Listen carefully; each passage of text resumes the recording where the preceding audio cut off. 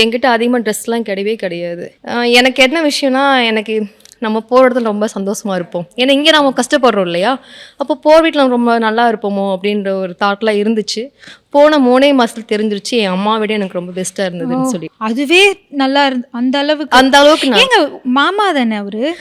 எங்க அம்மாவோடைய ரிலேட்டிவ் தான். பட் ரொம்ப அது வந்து ரொம்ப சொந்தம் கிடையாது. கொஞ்சம் தூரத்து சொந்தம் அப்படின்னு சொல்லுவாங்க இல்லைங்களா, அந்த மாதிரி ரிலேட்டிவ். அவங்க 3 மாசத்துலேயே தெரிஞ்சிருச்சு எனக்கு இந்த லைஃப் எனக்கு செட். ஆனா எப்படி நீங்க அவரை சூஸ் பண்ணீங்க? நீங்க சூஸ் பண்ணது வந்து மேம், இப்போ அம்மா அப்பா மேலே தப்பு சொல்லுவேன். இப்போ எப்படின்னா, எங்கள் அம்மா அப்பா நான் வந்து படித்தது எல்லாமே கேர்ள்ஸ் ஸ்கூலில் தான் படித்தேன். எங்கள் வீட்டில் பக்கத்து வீட்டில் கூட பேச விட மாட்டாங்க, வீட்டுக்குள்ளேயே தான் இருப்போம்.